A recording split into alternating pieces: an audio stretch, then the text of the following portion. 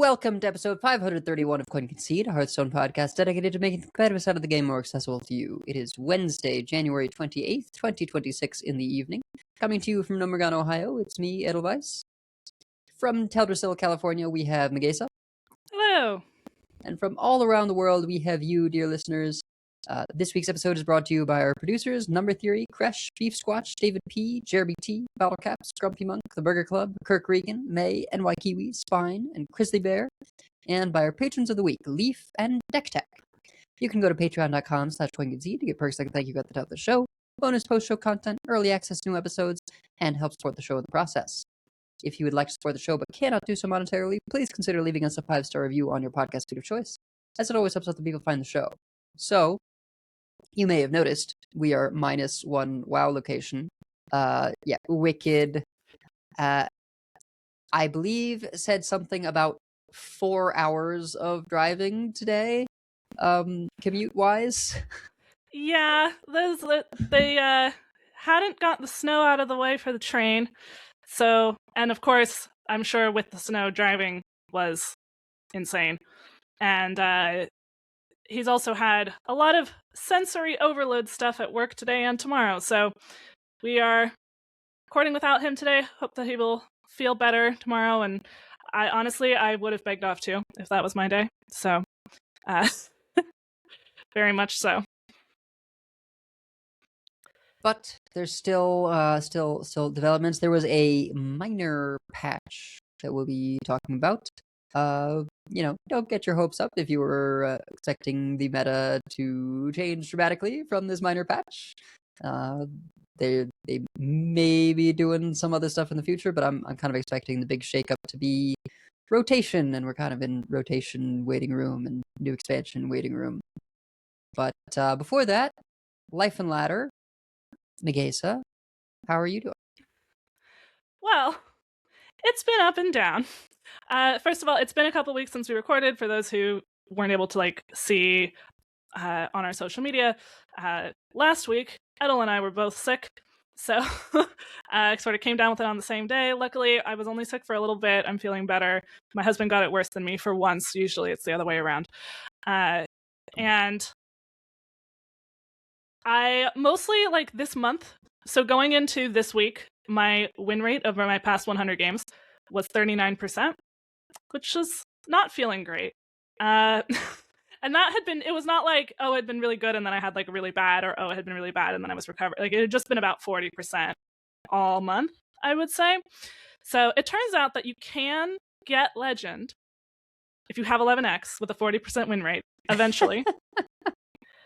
Because you just need to win more than 1 in 3 at D5 to D1. But you sure cannot stay in 11x range at a 40% win rate. So I actually had climbed. I finally was like, all right, I'm just going back to Protoss Priest. It's a deck that I'm familiar with. I know it inside and out. It may not be the absolute meta breaker, but it's just comfort food. Clearly my brain is consumed with the start of the semester or something. I don't know. I hope my teaching for my students is going better than my Hearthstone games. I have to ask them. But I think it is. I hope so.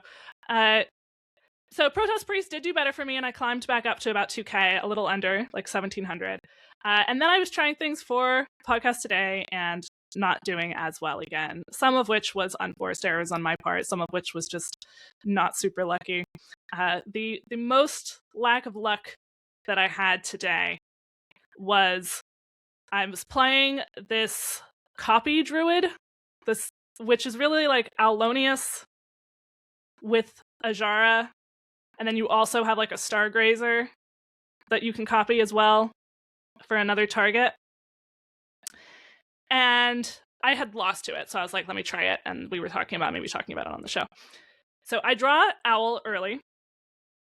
The Rogue has been playing Deja Vu and Nightmare Fuel and all of that.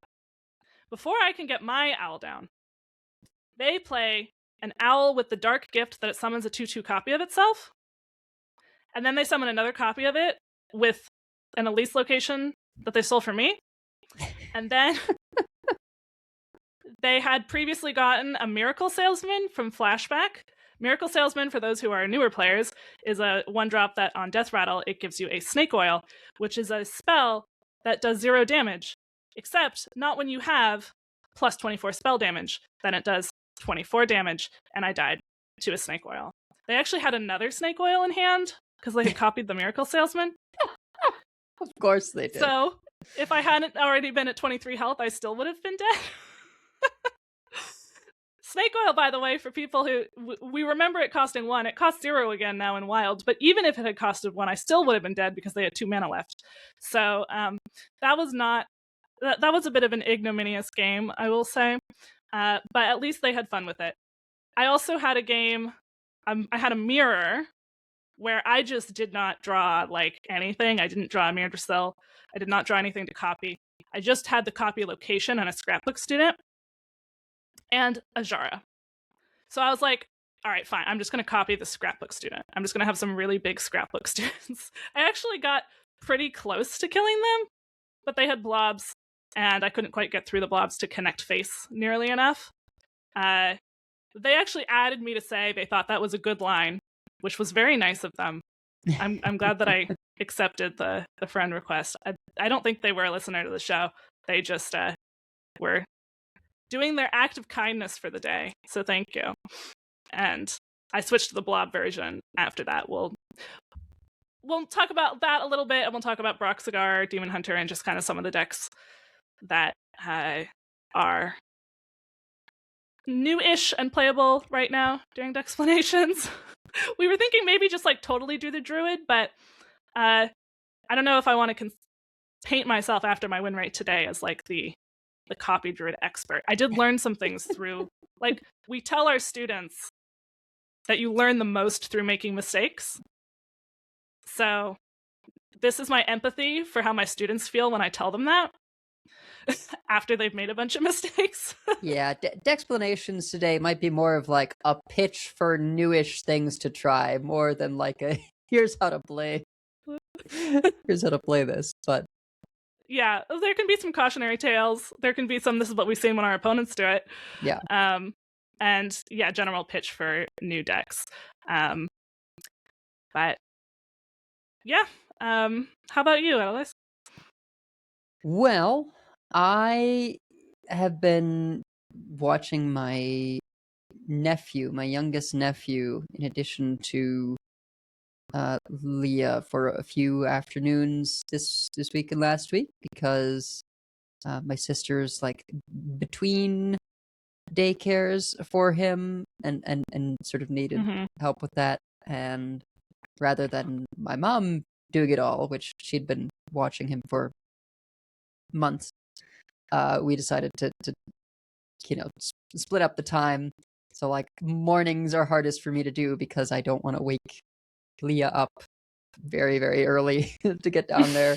So we did kind of a trade-off halfway through the day, where I come by with Leah, and then I've got both of them at the same time, and that's fine. But on Monday,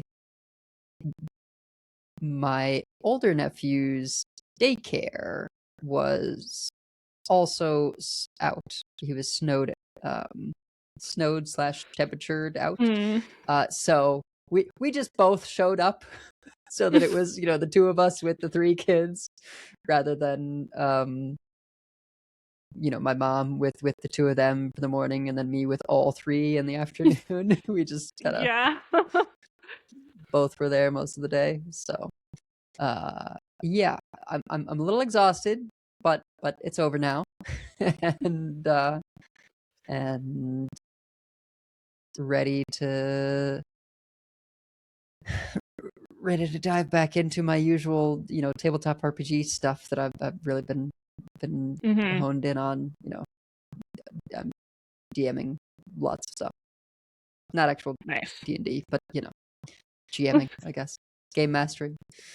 Yeah, it's what you have to say. Yep. In terms of Hearthstone, I play some of my dagger rogue now, and then I've been experimenting with cutting the Garona package, because Kingslayer drawing the opponent legendaries is just really, really bad right now. Even if you have tailored package of legendaries that you yourself want to draw, like that, finding them their release or their whatever is pretty tough. So, and it's too hard to hit the king lane for that to be a big difference maker. So, right. I cut Garona for a pair of Deja Vus, and then I've also got a pair of Fan of Knives, because yeah, that's, I don't know, for a while at least, it seemed like Bannon was pretty decent because I was having to deal with the pirates from Demon Hunter locations. And so yeah, I like that deck, but it's probably not the best thing. Or a paladin has just been working for me. I like Chrono Lord Deus in that deck. Definitely sneak out some wins where it's not even about Gelbin. It's just the fact that I set up the taunt dragons in, with ramp into Deus, and on that turn he summons 2 taunts to protect himself, and like that's often that's a good line. Yeah. It's like, yeah, you can just play the auras sometimes. Like sometimes you just have to end up doing that. And sometimes you play Gelbin while one of those is still up. I had an opponent, they could have Gelbined on 4.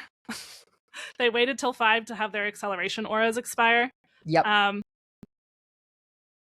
Yeah, I still lost because a Gelbin on 5 is still really, really good. But I was like, I could see the argument for just getting it down on 4, but I think they wanted to guarantee that they got like Crusader aura. Yeah, I have one of the 7 cost aura and then Deus. So yeah, there are times where you end up whiffing on a particular aura that you need. So unless getting it down as early as possible is the most important thing, a lot of times I do sort of try and make sure that the acceleration will expire. Because the other thing is, if your second acceleration aura is in the deck, that's a whiff as well.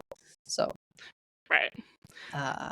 Leads to some weird things though, where I have to count it out and go like, okay, I actually, because I have Maul and I know I'm gonna be playing Gelbin on 8 mana, I want to play my acceleration aura on 3 or whatever, so that it lines up perfectly. I think it's like on 3 with the coin or something, or with the cardboard golem to extend the timing. Yeah, there's lots of little like, and then I've also sometimes seen like hold on the cardboard golem until after you get Gelbin. Yep. Because you don't need to play the cardboard golem until they're about to expire, really.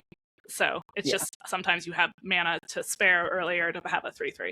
So yeah, I mean that's a fun deck. I just needed to be like, nope, I'm doing Protoss Priest. This is comfort food. I've got all kinds of different stuff going on at work. I have like a new Algebra 2 class. I have a new statistics student who I'm tutoring. And lots of stuff like that. And so I was like, okay, the Protoss Priest is like slightly different. I mean, it's definitely running Elise, because of course it is. Sasquatch is better than Umbra right now. I would definitely recommend running Sasquatch. I put in some Holy Novas. I don't know if that's completely correct, but it clears up like the second half of Blobs, or like early Imbue Rogue boards, like flashback boards. Or if you run into, like, it can help against hunters, it can help against warriors. It doesn't necessarily clear their whole board, but it can just like buy you a little bit so that your like 3 attack things can clear the rest of the board. So that's worked out pretty well for me, I would say. And then, of course, the rest of the Protoss Priest plays the same way as it generally does. If they have like tons of blobs, you're looking for like trying to get your motherships down as soon as possible and get a little bit of over the top damage, because there's, a lot of the Protoss stuff is over the top damage. So you don't necessarily need to worry too much about the blobs if you're facing specifically Broxigar, Demon Hunter. Other things like you just want to use your early cost things to keep their board as clear as possible while you get your motherships online. And sometimes you can actually just smork them down. As we said when we talked about this deck way a while ago, you can sometimes just smork them down and not have to do the mothership plan. Of course, I put it that way. You don't have to do the mothership plan. For most people, that's the plan they're there for. I'm usually doing motherships, but not always. Sometimes they just die to 3/4 charges and 5/4 Divine Shield Void Race. So, but yeah. we do have a little bit of news to get into before we discuss the blobs of tar all the way down. So let's get into that. Gadgets and Gazette always gets the scoop. All right. So we had first there was a hotfix patch, and then there was a very small balance patch. Really not a very large one. So there was a hotfix patch on January 20th, 34.4.1, that mostly was just bug fixes. There's a bunch of Battlegrounds ones that we won't talk through. But in Hearthstone, Time Thief Reform's Battlecry should now trigger reliably after all prerequisites are met. I don't know what he wasn't doing, but if you were trying to play Reform Warlock, first of all, good on you for prioritizing fun. And second, hopefully it should work better. That sounds like it'd be very frustrating if you did everything you're supposed to and it didn't actually work. Husk, the Eternal Reaper. Heroes with Eternal Life and 0 corpses can once again be destroyed by effects. Is Eternal Life just what Husk's thing is called? I think so, yeah. Yeah. So I guess you couldn't die if you had 0 corpses? That's weird. That's weird. Oh, because you couldn't have, like... I guess if you have 0 corpses, the way it should work is that you come back to life with 0 max health, so you just die again. Right. But somehow it was glitching out, and that wasn't happening. That's hilarious. Okay. And also, by the way, for people who don't realize with Husk, the Eternal Reaper, it does change your max health. So you can't just heal back up. If you have like 2 corpses, you're going to come back with a max health of 2. You're not dead, but you have a max health of 2. So keep that in mind. You do want to try to keep your corpse count high in that case. So Battle at the End of Time, which I believe is the new Hunter quest that is really, really bad. Hunter and Warlock quest that is really, really bad. Now works with Plot Twist and Gaslight Gatekeeper. For Wild. The Fins Beyond Time fix a disconnect that could occur when combined with effects that trigger end of turn twice, like Chronolord Deos or Drakari Enchanter in Wild. Emergency Maneuvers, which is the Hunter secret, no longer summons 0 health copies, and Morchie now works with Bygone Doomspeaker. Which one was Bygone Doomspeaker? I do not know. No. It's a new card in Warlock with Rewind, Battlecry, both players discard a random card. Right. Yeah. That's definitely one of those that I kind of don't want it to be playable because it's going to be really annoying. Yeah. So if you want to be really annoying and discard 2 cards out of your opponent's hand, and to be fair, 2 cards out of your own hand, but I understand you just want to watch the world burn, you can now do that with Morchie. So, and then there was a bunch of Battlegrounds, ton of Battlegrounds changes, and balance changes, all kinds of stuff. All right. We also had a patch, 34.4.2. This was on the 27th, so as we're recording yesterday, Tuesday, January 27th. The dev comment is, well met. We're pleased to see the meta in a solid spot. Your deck building with the echoes of the Infinite miniset has sparked fresh archetypes like Imbue Rogue and Broxigar Demon Hunter, and it's breathed new life into several existing decks. Looking ahead, there are 2 major patches on the horizon. One featuring widespread balance changes, and the other bringing our annual set rotation and core set update. We expect some big meta shakeups in those patches, so we kept this update intentionally small. Morchie received a light buff to make her a more appealing option. We've heard your feedback about Elise the Navigator, and she will be getting adjustments. Because she plays such a big role in the meta, we're planning her update as part of those larger, more impactful patches. We appreciate your patience as we chart a new course for the famed Explorer. All of which to say, we only got one change in this patch, but they promised there will be more in the next patch. Yeah, it's interesting. So they say because she plays such a big role in the meta, we're planning her update as part of those larger, more impactful patches. That makes some kind of sense. I would have a different approach, which would be, well, if we're going to do not very many changes right now, let's do Elise in that one, because changing Elise is such a big deal by itself that you can isolate variables. If the two changes were buff Morchie, nerf Elise, then you can figure things out before the big, more impactful patch that they've got planned. That's my line of thinking. I don't know. It seems weird to me to say, oh, let's change Elise at the same time as a whole bunch of other stuff. I wonder if what they're thinking of is they don't necessarily want like two big scrambles in the meta. Like maybe they think for the player experience it'd be better to have like, depending on how big the change is to Elise. Or maybe they're trying to avoid they change Elise, but it doesn't really change up the meta that much because there's other stuff going on. Although it sounds like they're saying they think it would change the meta a lot to change Elise, which suggests that maybe they're considering a bigger change to her. So yeah, I don't know. I mean,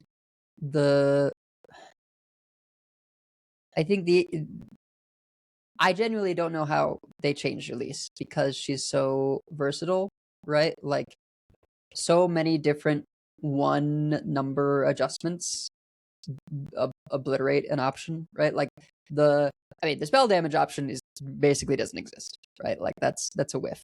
I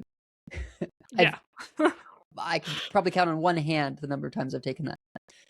Copy, depending on the deck, what matters is that it is a copy, not the size, right? Like for the decks that are running exclusively to high roll copy, they go for like a 1-cost location for a 1/1.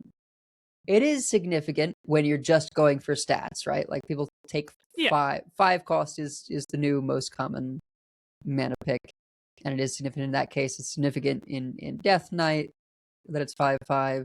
So like, they could hit stats on copy. They probably will hit numbers on armor somehow, right? Like maybe it goes 3/5/10 instead of 3/6/12 or something. I don't know. Yeah, they could hit the couple things that would hit it in general would be hit the mana cost on Elise herself. Yeah, that's very true. They could hit the durability to have only 2. I think. Yeah, that's true. And those would be very big, such that I guess people would have to reevaluate whether to run her or not. It really depends on like what their goal is, right? Do they want it to still be run but just be a little bit worse, right?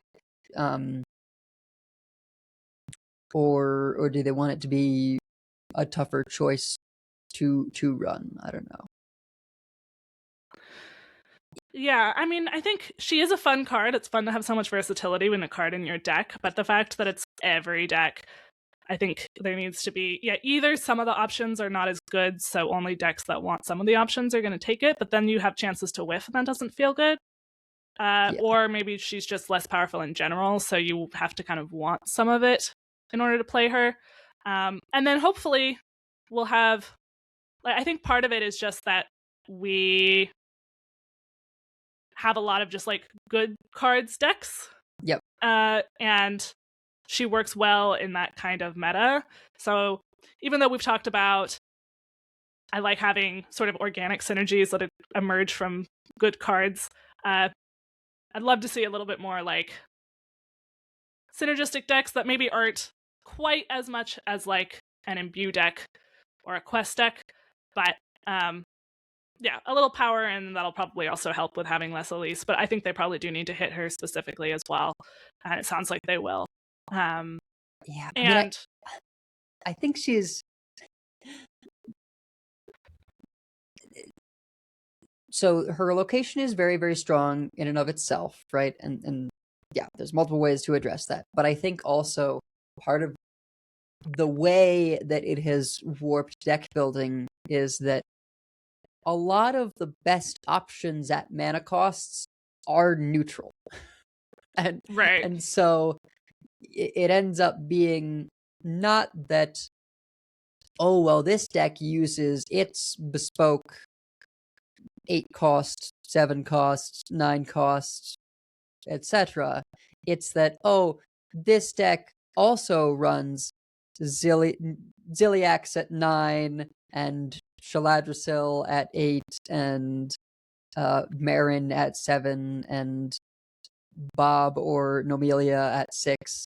Like there's maybe a couple options at some of these. At various points we saw Nerlex and then Marin and yeah, maybe whether you're a Bob deck or a Nomelia deck is up for, and maybe there's something in your class that lets you do a specific option for like one of those mana costs. Maybe you're doing Ceaseless to fill a spot, but it just feels like you end up with all these very samey legendary packages. Yeah, and the metas felt very grindy to me, which I think is part of why I wasn't doing super well and wasn't super inspired, is that I like really fast decks, and I like facing other fast decks or sort of combo-y decks as opponents because I'm playing fast. I understand that if I were Wicked, I would feel differently. Although I think even Wicked feels like there's a lot of blobs of tar right now, even though he loves his blobby boy. He did say, absence makes the heart grow fonder. Yep. So it's just been like a least location. It can be used aggressively with the like everything gets +2 attack, but it's really defensively sound between like the rush raptors, the armor, the value with the spells, like, and then you're always running perfect twin Ziliax when you have Elise in your deck, and that's a Reno for every class. So it's just like, and everybody has blobs. It's there are aggro decks that are doing well right now.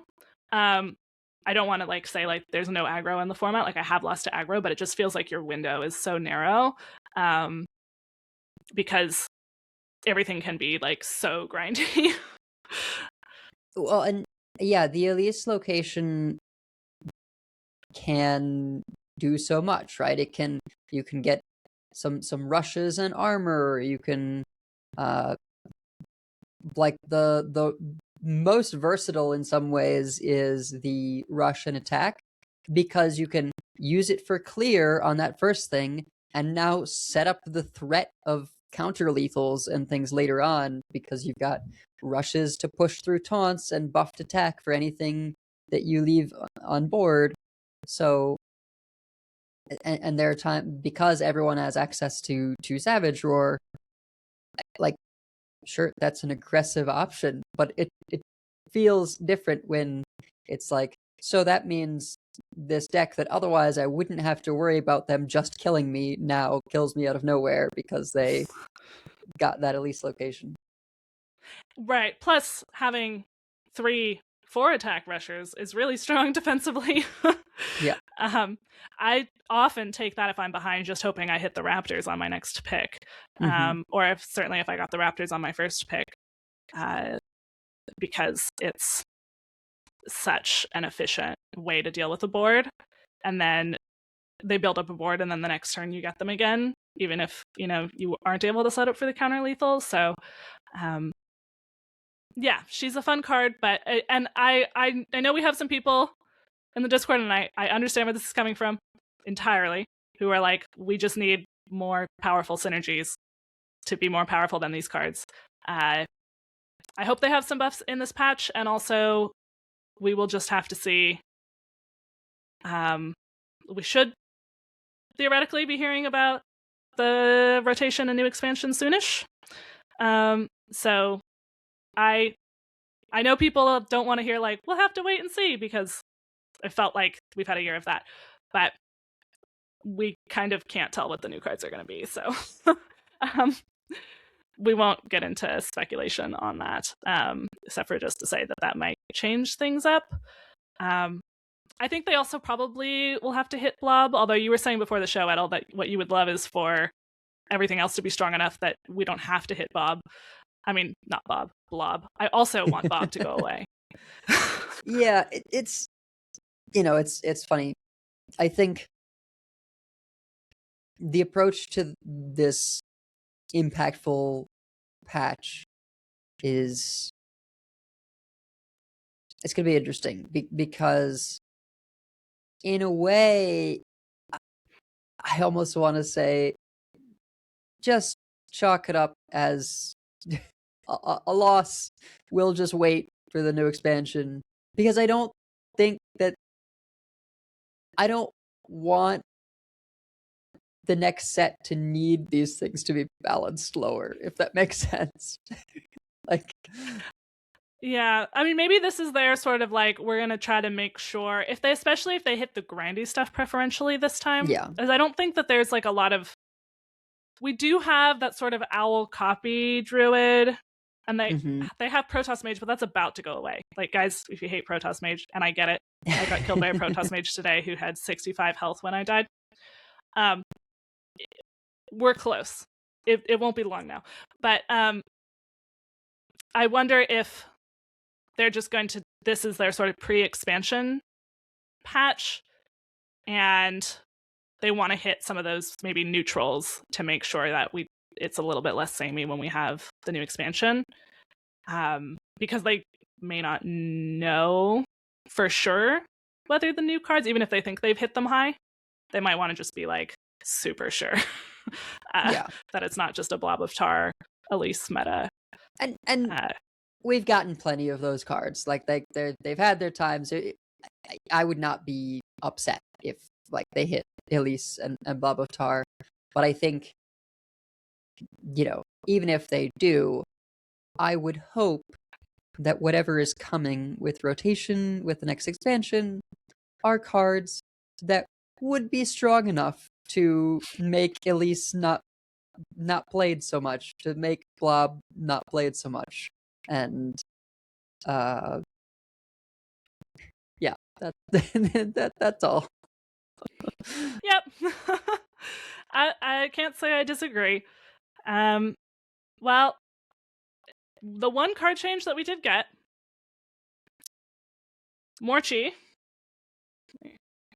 we'll back up on her slightly, went from a 2/5 to a 3/6. As a reminder, she is 4 mana, legendary, neutral. Your rewinds keep both potential outcomes, and Battlecry, discover a rewind card from any class. She is more likely to stick, and I remember you saying that when you were playing your Chrono Daggers, sometimes she would just stick, even at 5 health. Yeah. I think this is the biggest buff to the on-curve play, right?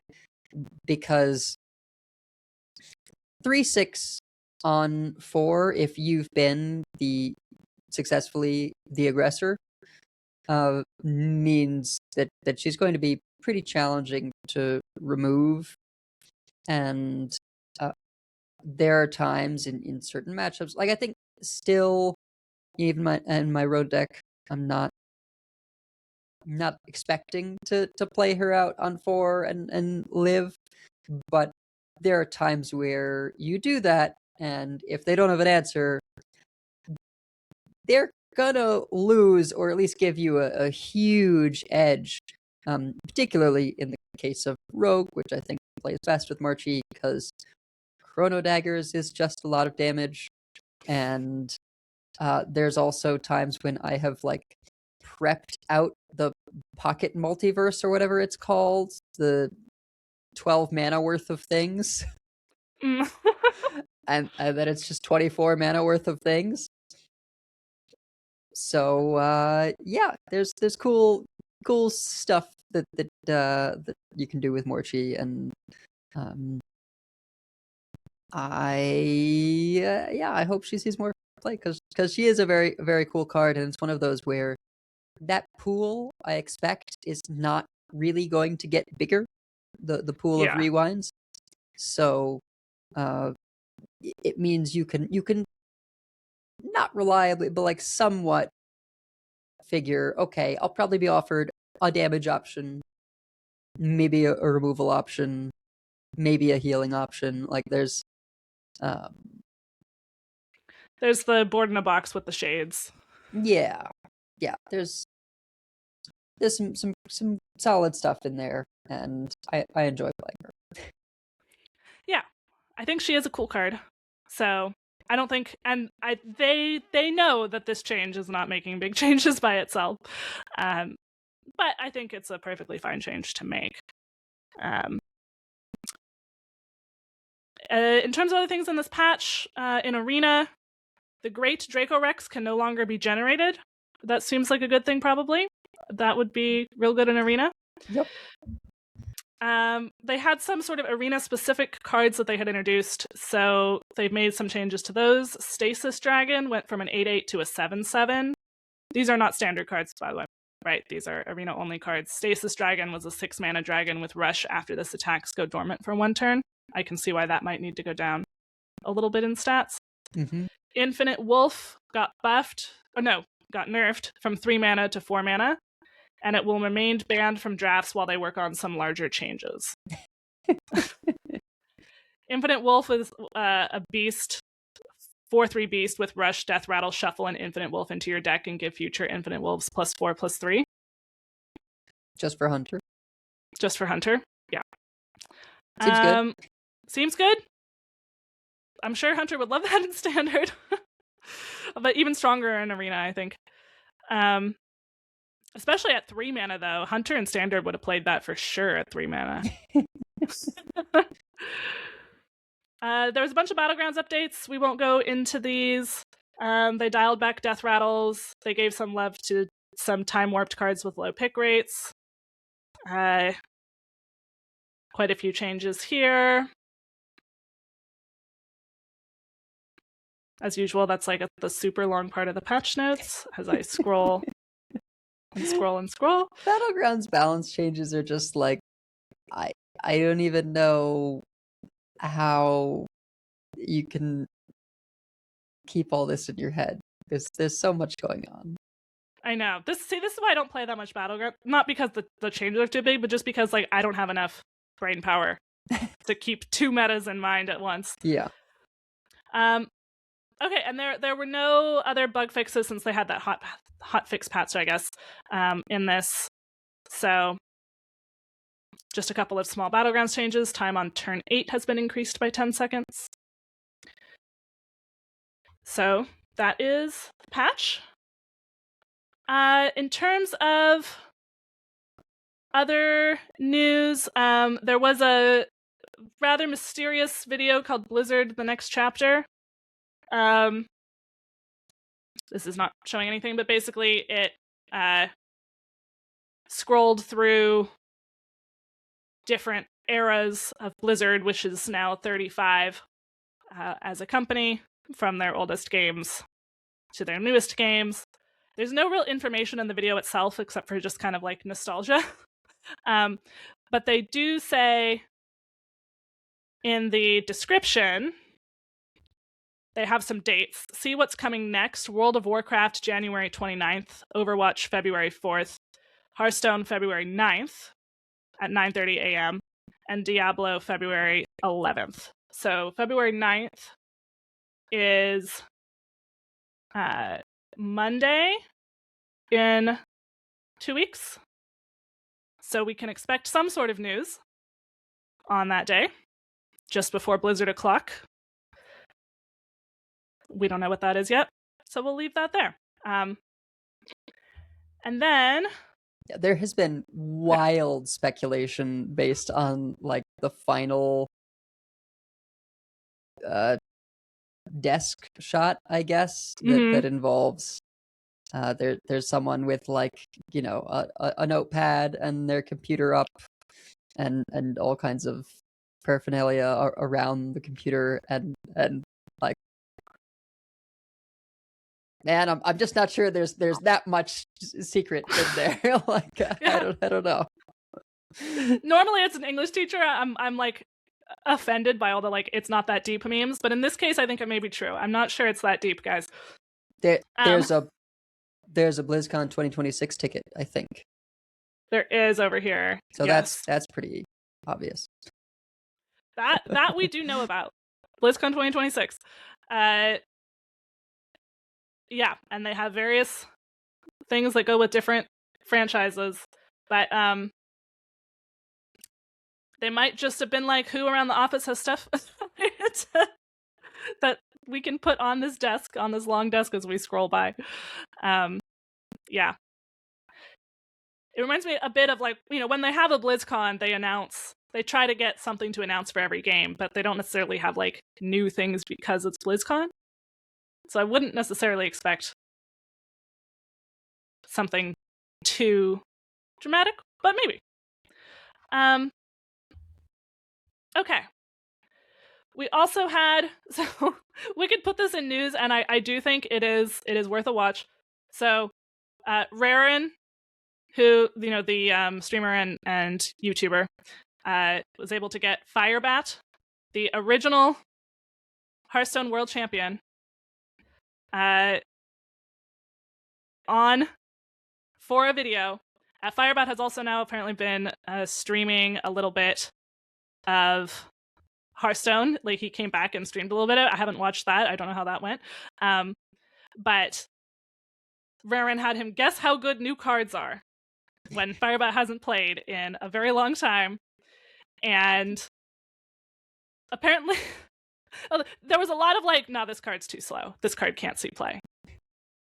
This will get killed. And then Raren's like, no, this had to be nerfed multiple times. So, for example, Wheel of Death. There's no way, right? Except, that's what we all thought. There's no way. Wheel of Death. And then it turned out, yes, actually. Well, and some of them like only had their moment for a little while. Yeah. But it was funny even for me just doing a trip down memory lane, because I guess Firebat's been out of the game for so long that like Sire Denathrius was on this list. The Demon Seed quest was on this list. So Renathal, yeah. Glug. I had to say that. Glug was the one like, nah, this actually was never playable because removal's too good. Dealer of Souls, Garona. That's an interesting. A lot of these Prince were cards that were Renathal. really hard to evaluate, Yeah. And that are very meta dependent, and you can't really know that just looking at the card in a vacuum what the meta was going to be. Murazon Unbounded. So, we have the link to that in the show notes. If you didn't see that, go by. Normally we don't plug videos, but it's fun to see Firebat back in the game a little bit, and I think this inspired him to pick up a little bit of streaming. And yeah. So, yeah. And that is the end of our news here. So we were just going to talk probably mostly about the Broxigar Demon Hunter and the Copy Druid, but also maybe a couple other things as well. And make a pitch for him, talk a little bit about how you might want to play him, and recognize that neither of us have played tons and tons of either of these decks.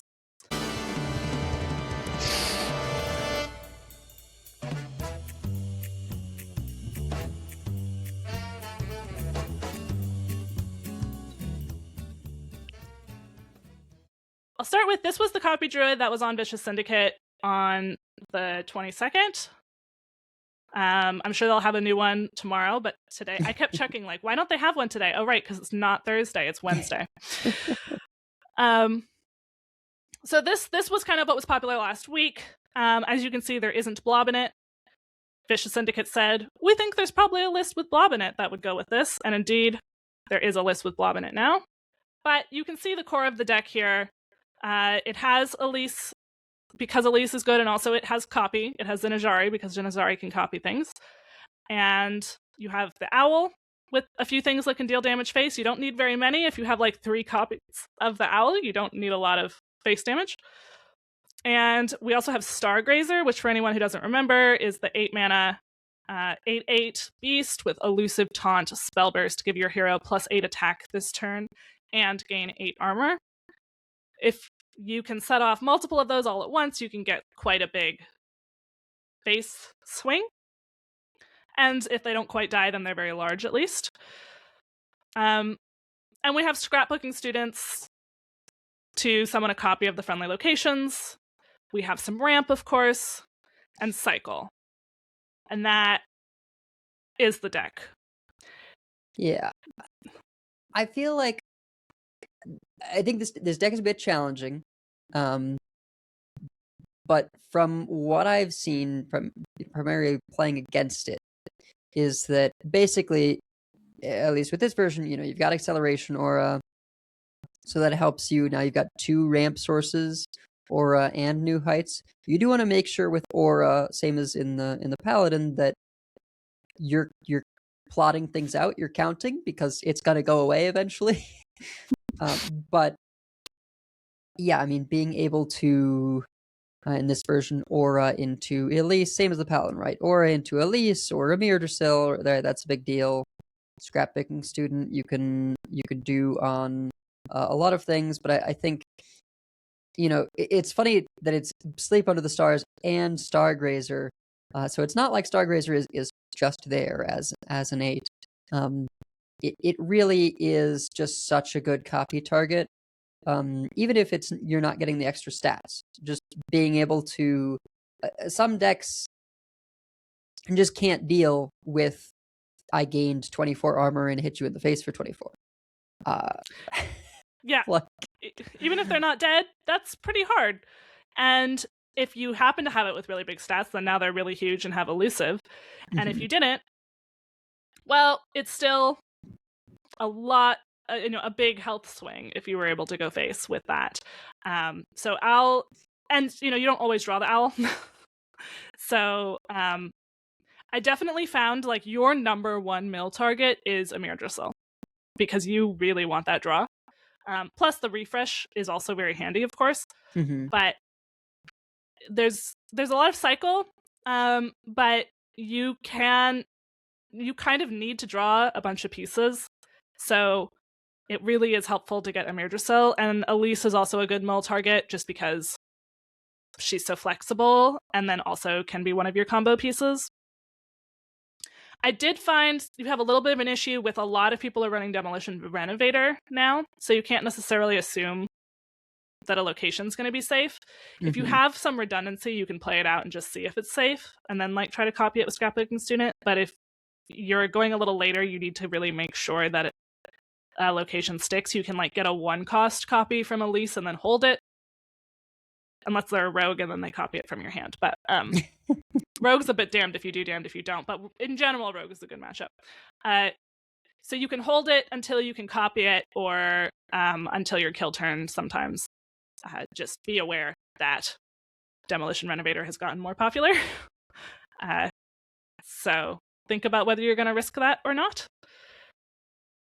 If they, most people are not running more than 1 Demolition Renovator. So if you scrapbooking it, then probably at least one of them is safe. Or if they do it on your Amir Drasil, that's unfortunate, but at least they haven't done it on one of your copies. And something I'll say also is that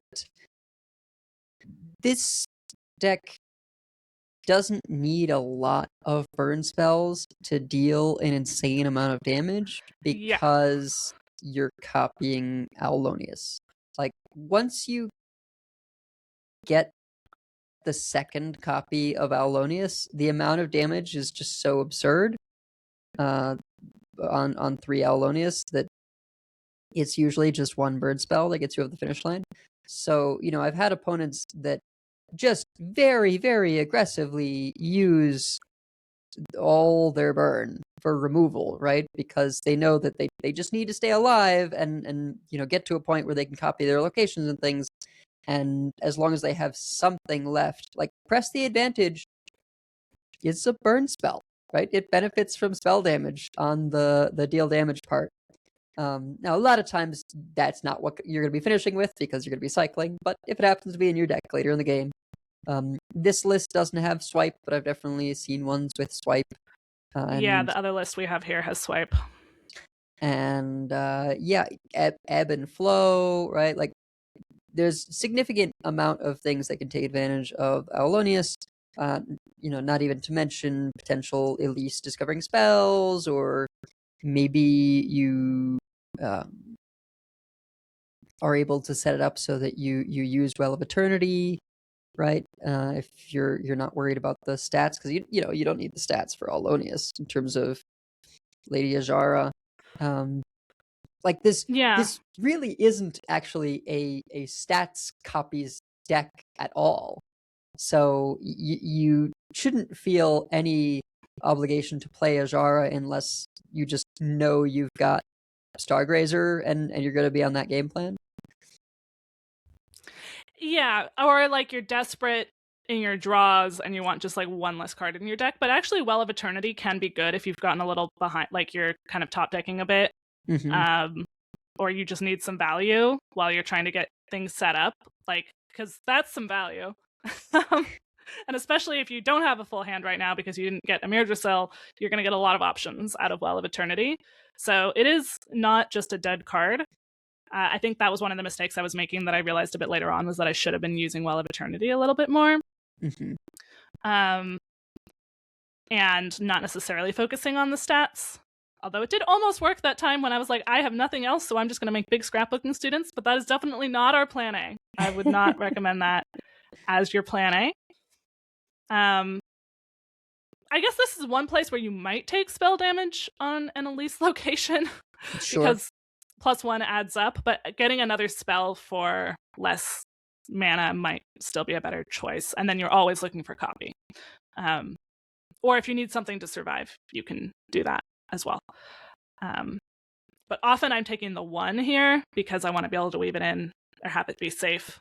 I have seen opponents do the 5 as well if they're looking for copy and survivability or something like that, or they're correctly clocking that I do not run Demolition Renovator in my Protoss Priest, which maybe I should. I don't know. So this blob version, so this was the highest popular list on HS Guru from I think that would be pronounced Method 4S. I'm not sure.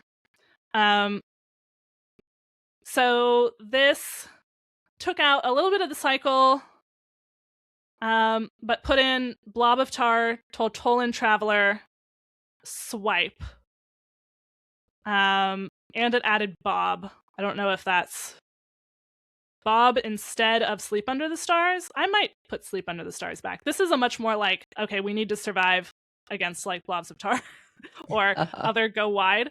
Or maybe like if you're seeing a lot of like Dragon Warrior, Bob might buy you a turn. So it actually has Bob and Nomelia. But if you want more draw, you could maybe do Sleep Under the Stars instead. Or even just an Arcanite, like that 1 mana cycle that reduces a spell if it happens to draw it. Could be another option. It cut Story of Barnabas because it added in a bunch of smaller minions like Blob of Tar and Tortolin Traveler, but Tortolin Traveler does pull something, like is cycle eventually once it dies. Yeah. So, well, something I like is that you don't need that many instances of copy, right? Like, since this isn't the I'm gonna make a bunch of waves of big stats with my copy location, so you can use the first charges on something like Tortolin Traveler or Blob of Tar, right? And those are perfectly fine or even great hits. Like, more Travelers just gets you your Blobs or your Stargrazer or your Ziliax. So yeah, it kind of synergizes with the copy theme of the deck. Yeah, so you can use it ahead of time. Let's see, in terms of the matchup right here. So right now it has Diamond through Legend, a 56.6% win rate over almost 5,000 games. Pretty solid. Very strong into Warrior. I'll have to check what the breakdown there is. In terms of matchups, strong into Warlock. Strong into Priest and Mage. The only negative matchup here is Paladin. And But I've that's definitely not lost very. it. It's not that bad. Yeah. You can definitely go. It's a mostly not a very polarized matchup spread, and pretty strong overall. So pretty strong against Demon Hunters. So if you've been annoyed about Demon Hunters, because you do kind of eventually win over the top if you get the Alonius game plan. Mm-hmm.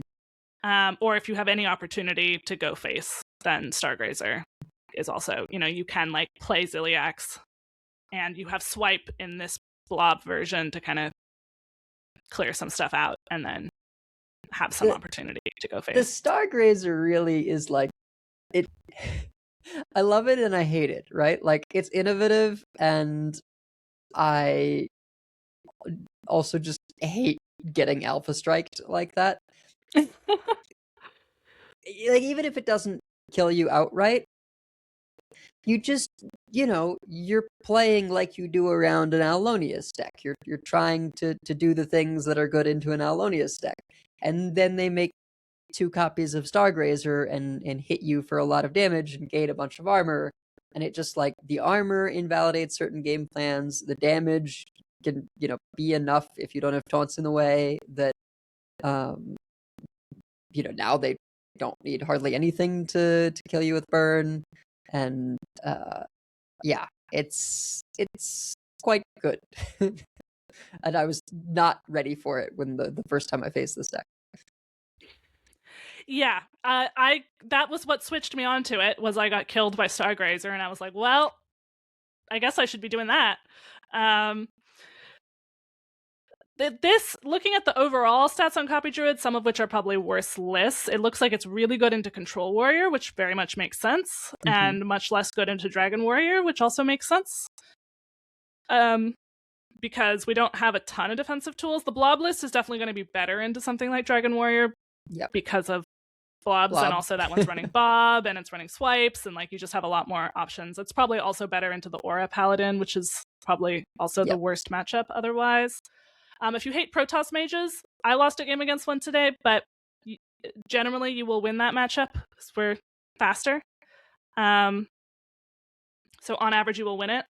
Heron DK is a good matchup. That one was the last game before stream, and I only lost it because I did swipe first instead of Living Roots first, and the swipe killed their Stegodon, which killed my owls. I said oops before they could say oops. So I was like, I should just acknowledge that one. That was very much an unforced error there. Pretty good into Broxigar, Demon Hunter. Hagatha Shaman, again, if you're running the blob version, you're going to do a little better into Hagatha Shaman probably than the other versions. So, yeah, worth a try. And probably the blob version is better, but if you are against blobs, you just want to kind of have a little more cycle. The other version, I think, is strong as well, especially if you're not seeing aggro, or what we're calling aggro these days. In the mulligan, you don't need to go for the ramp as much as you think. Look here. Yes, I am a human. A Mirdrasil, like the locations in Elise. Then you want like Blob, Turtle, and Traveler, and the ramp, but like a Mirdrasil is just, it's like a plus 10% bump. Still, we were talking about this before. Oh, and do not keep Lady Azshara. That's minus 11%. Wow. So, yeah, and the not drawn impact for Mirdrasil is minus 9.8%, which I was feeling today because Mirdrasil was hiding from me a lot today. So don't be afraid to toss back some good cards looking for a Mirdrasil. It's really kind of our draw engine, almost like Cathedral and Priest back when we had Cathedral. I often had decks where like if we got Cathedral, your draw was fine, and if you whiffed on Cathedral, then you were just like very sad. So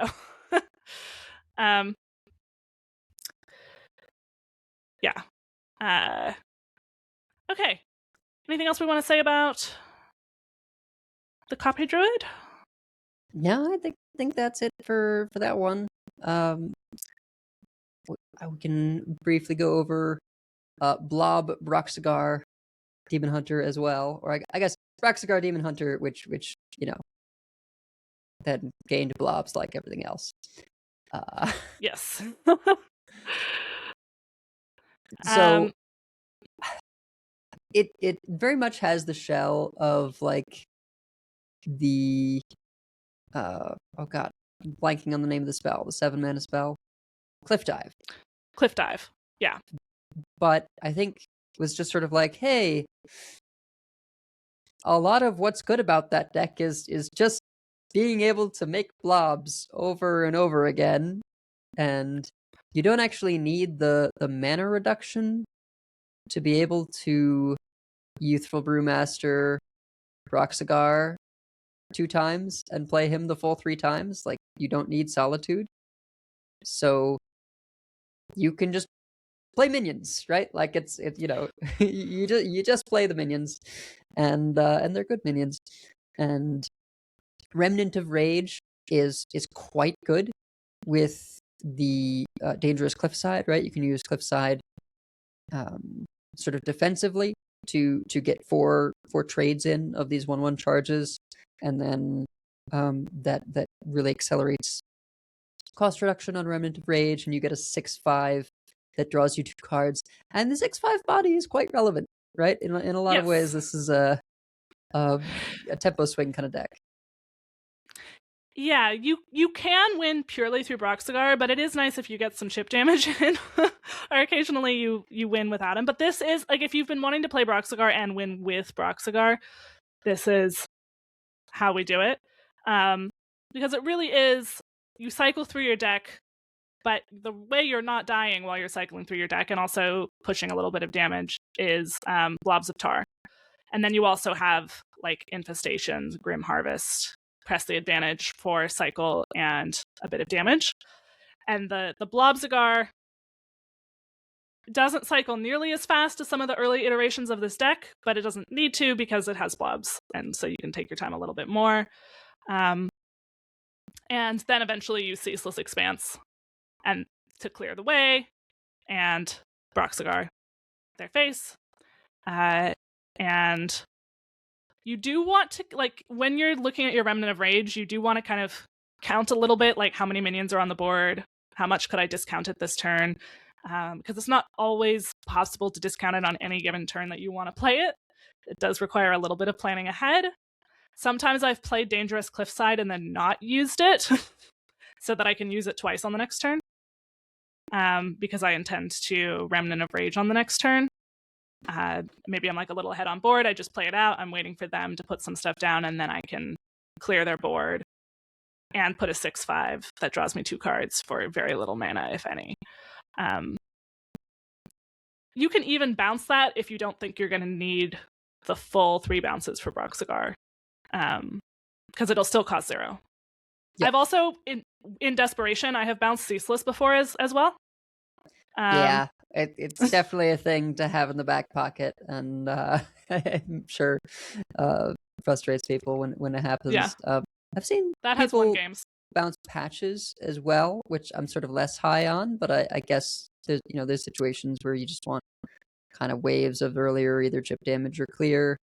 But yeah, it's like this weird sort of, like, not quite control deck, but the fact that you have all these poisons is often puts you in you're the one controlling the board, and then you still try and take advantage of that chip damage, set up situations where you can push those 1/1s to face right behind your Blobs of Tar. And like, it really is just a lot of waves between Blob, Fell Hunter, and then return policy for Fell Hunter, playing the other Fell Hunter. Like, I have figured out how to beat this deck with Paladin. It takes a long time. Yeah. So what is the Paladin game plan if you're seeing the Blob Demon Hunters? It often involves like using Deos with a card, not card captor, card the extend the time of your auras. Oh, Cardboard Golem. That one, Cardboard Golem.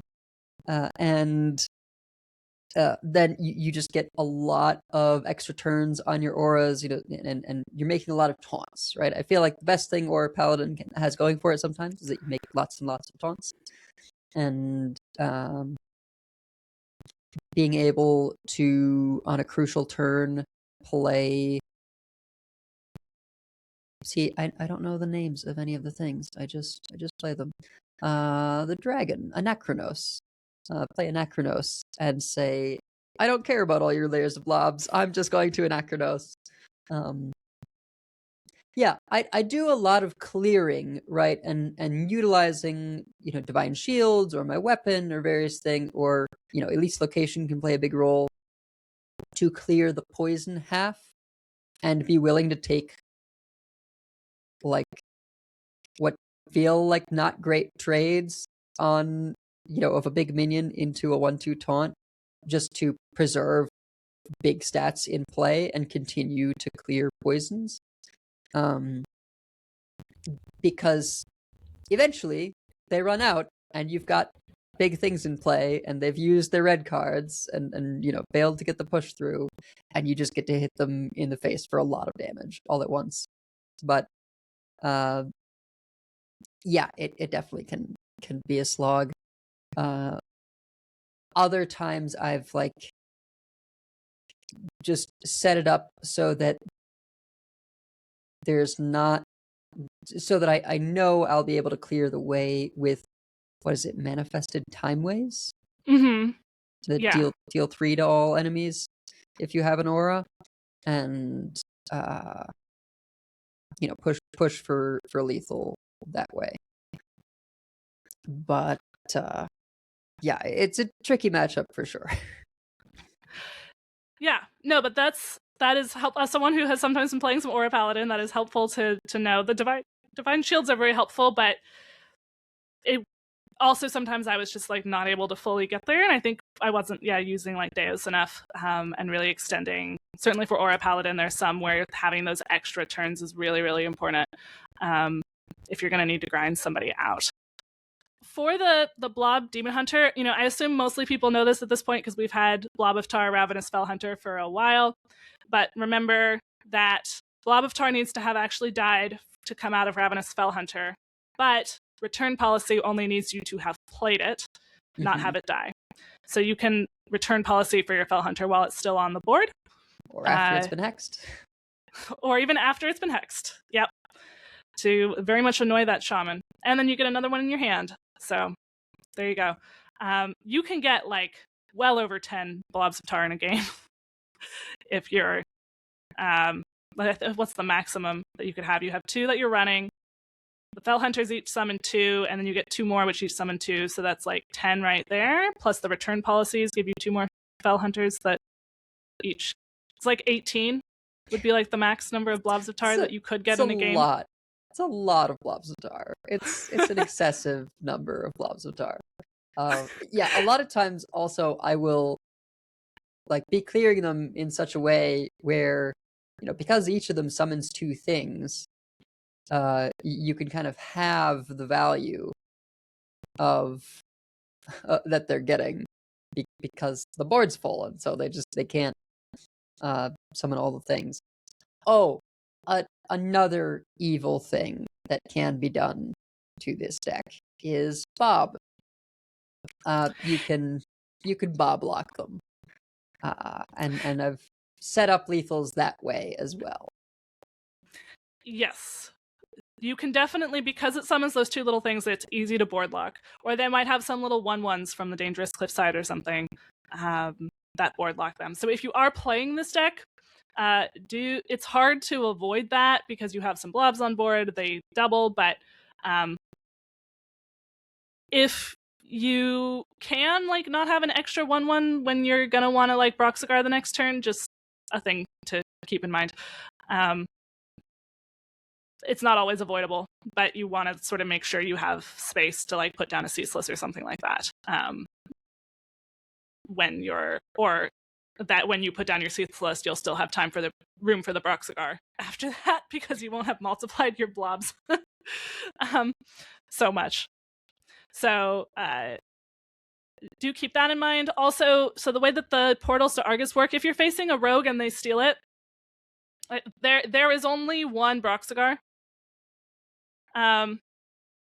So you can't, like, even if the rogue's making a bunch of copies of the portal to Argus, there can only be one. I believe what happens, like, if they play extra, like if they have your Broxigar down and then they play another final portal, then I think it just returns it to their hand. Is that how it works? I think once someone has gotten Broxigar back, I don't think the portals do anything anymore, except like draw cards. I don't think you can receive another Broxigar from a portal after it's happened one time. Yeah. So I will say from personal experience, the safer place, like you don't want Broxigar in your hand until you're going to play him versus a rogue, because they will just deja vu you. So Broxigar is actually safer on the board with them not dead than he is in your hand with them not dead. Against a rogue specifically. Other classes, I would probably keep Broxigar in hand, but try not to get him just like in case they're running a rat or something. Like get him on the turn when you're going to use him for attacking. But rogue specifically, I like got the Broxigar in my hand ready to go on the next turn, and then they killed me with my own Broxigar, and I said I should have seen that coming. Really, that is on me to have let that happen. So don't let that be you. Yeah. You can save red cards also for taunts. Like Ceaseless Expanse can clear a lot of things, but if they have their own blobs, like red card can be helpful there. Or like if they have their own Fell Hunter that you're just going to kill with the Ceaseless, you dormant it first.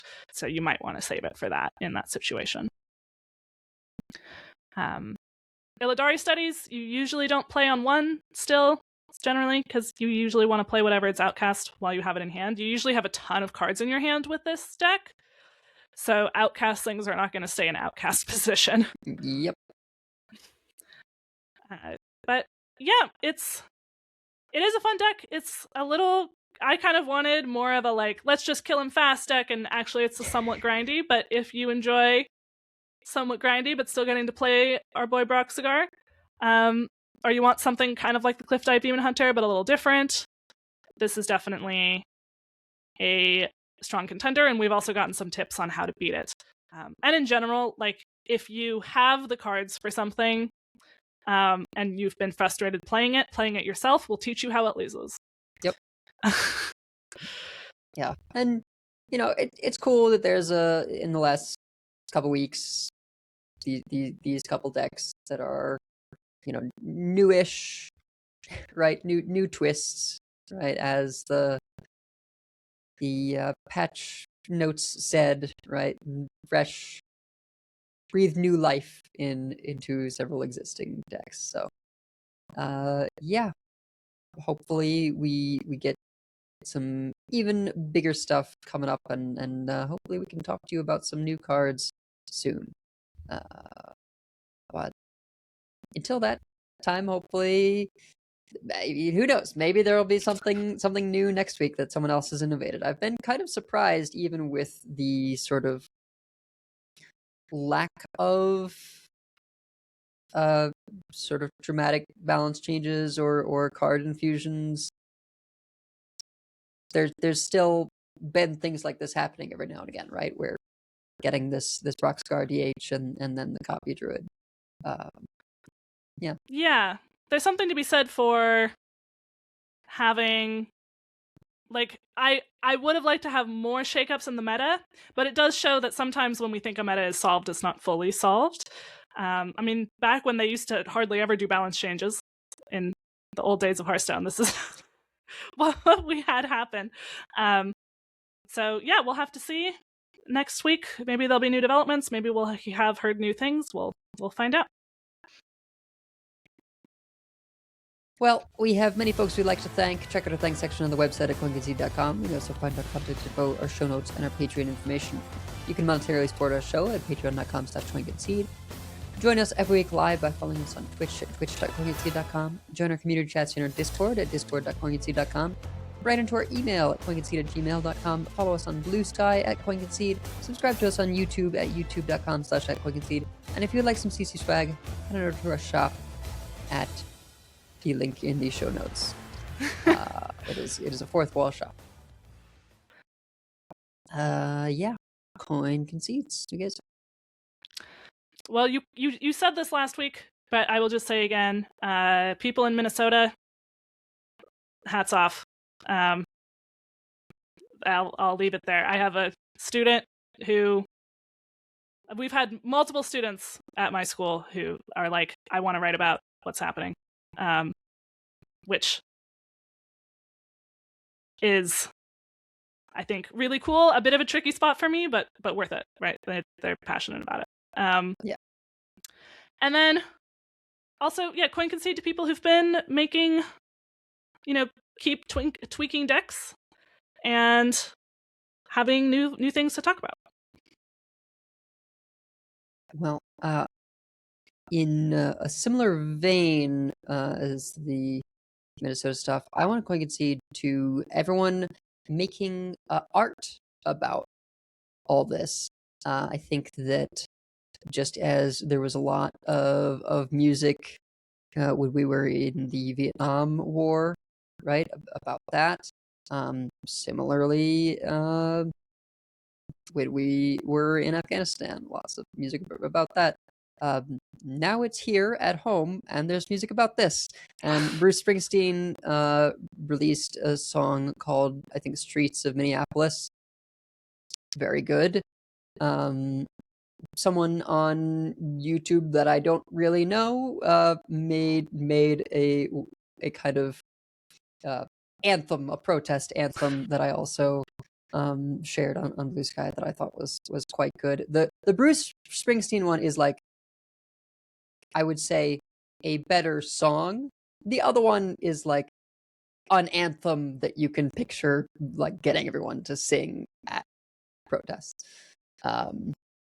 Yeah. Yeah. It's been a wild time. So, well, that's going to do it for this week. So, until next time, keep calm and draw a Mirdrasil. And if you see us on ladder, I think you just get to. I think you just get to I jump think the I just order. Get to say it. Yeah. All right.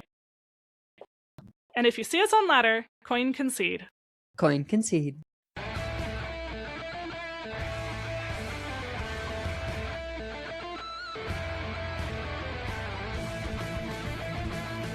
All life must end. I yield for now. I concede. Well fought. I concede. You win this one. The victory is yours. You have bested me. I give up. You win this one, friend. You win this time.